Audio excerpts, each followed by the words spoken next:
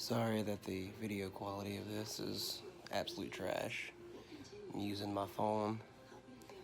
I just had a caffeine-induced panic attack. I didn't know that was a thing, but apparently it's a thing. Basically from too much caffeine, and I always joke about it on here of how much caffeine that I have. Thought I was having a heart attack for a minute, but kind of calmed down. And I'm still twitchy from all the caffeine working its way out of my system, but got cold sweats, heart started pounding, clammy, shaky, dizzy, freaked out, called my mom. She talked me down, my dad talked me down. So now I'm just trying to lay here and be calm, watch this football game, and try not to think about it and work myself up. Ember is not a service dog or any sort of trained dog, but before I even realized it, like I felt like a little bit of anxiety like in my chest, but before anything, Ember would not leave me alone. Like he just stayed right by my side and kept sniffing me and looking at me and licking me. It's like he just was so attentive to me and so like just looked worried. And during the whole like freak out panic, he did not leave my side once. Like right, I don't know if you can see him because he's so dark, but he's right here. I'm laying on him actually, using him as a pillow. He's like the goodest boy I could ever ask for. But man, that was pretty awful.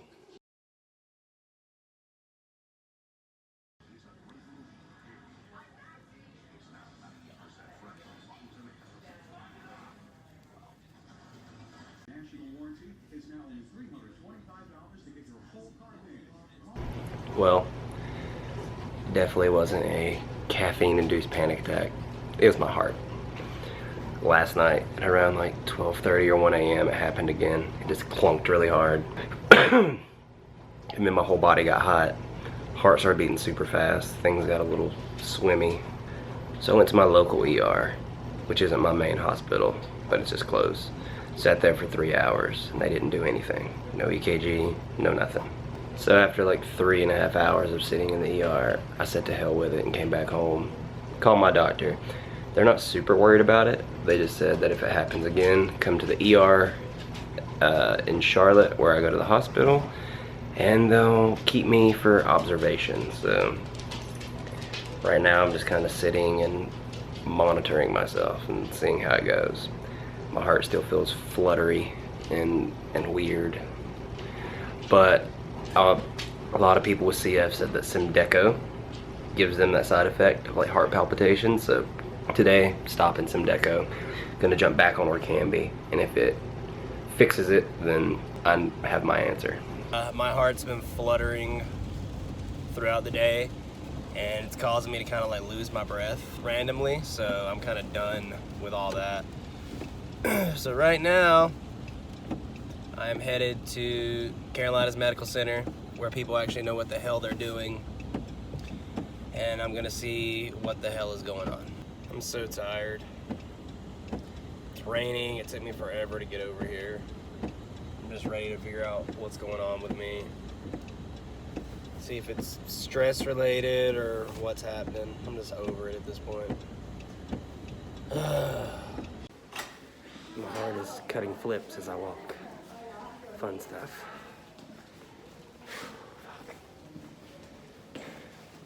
I had to park all the way on the other side of the hospital to get to the emergency room. Ow. And I had to come back outside and walk all the way around. I'm glad I'm not actually dying right now. Or at least I don't think I am. If I was having like a heart attack, I'd be dead. EKG done in 5 minutes.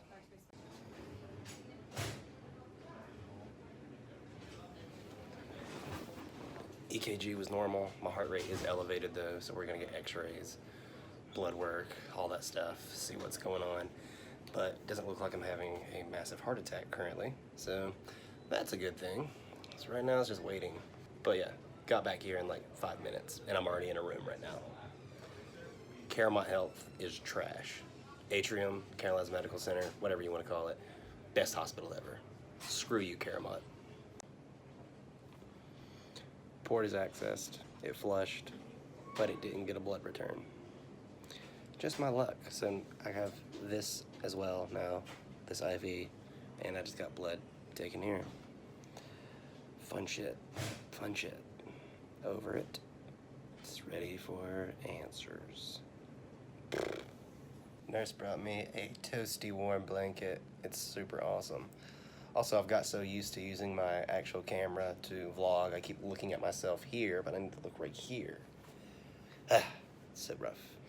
My heart, I still feel it kind of doing weird stuff, but I'm timing it.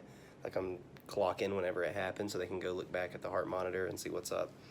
Right now, they've pretty much taken all my labs, and that can show if the heart has released, I believe it's like an enzyme, that if you've had any sort of like bad, something happened to your heart, it'll show up in your blood. So just gonna wait on that. You know, it could be a multitude of things at this point, having CF, you know. Your lungs are always straining against your heart whenever they don't want to work. There's just so much that could be there, so me and the doctor are basically just trying to check all the boxes and see what's up. So according to this doctor, who is a new doctor than who I had before, everything looks good as far as labs. There's no, like, I didn't have a heart attack or anything like that. He's going to look at a couple of spots that I marked on my phone whenever I felt my heart flutter. So the heart monitor records that. So he's going to go look at that and see exactly like what happened, if it was anything significant. And pretty much for the most part, it's looking like I'm going to be released. I'm going to follow up with Coggins, my CF doctor, and kind of go from there. So just waiting on them to come de-access my port, pull this IV out, all that good stuff. Everything looks good. Apparently, I've had PVCs, which stands for like premature ventricular contraction, something like that. Basically, my heart skipped a beat, and your heart usually like fills with blood, contracts, fills with blood, contracts. Well, if it skips that beat, it filled with blood and it didn't contract, so the blood kept filling. So then all of a sudden it shoots all that blood out at one time, and that's why my whole body felt super hot, and I got that rush and I freaked out. And apparently they can be brought on and caused by absolutely anything. So what he's recommending is I follow up with my CF doctor and have him write and be put on a monitor for a couple weeks just to see how it does. He said definitely cut down my caffeine intake, no more taking thermosterone, the pre-workout that I've been taking, no more hammering 5-hour energies, so got to give the old ticker a rest, because he said those could literally be brought on by anything. I cut out my caffeine, then stop taking some Deco and switch back to where it can be. And if it stops and I don't have this anymore, then boom, that's what it was. And I'm going to tell my doctor that I'm not taking that shit anymore. So good to know that nothing major happened. You know, I didn't have a heart attack or anything major that was damaging my heart. So just waiting to be de-accessed, and then I'm going to go get some sushi because I am starving and I am dead tired and I have a headache and my sugars are wonky because all I've eaten today was a bowl of Fruity Pebbles. Well, I locked myself out of the hospital again. The parking deck that I went into, okay dude, don't use your turn signal, that's cool. I've always wanted to get hit by a car. But the place that I went into is the same place where the doors lock behind you, but I didn't know that sometimes they actually completely lock and they don't reopen. So currently trying to go backwards. Currently trying to like retrace my steps and figure out how to get back to the parking deck that I parked in from outside the hospital. I believe it's this one right here, but I could be wrong. But I think so. Here? Oh yeah, there's the breezeway. I found it. Sweet.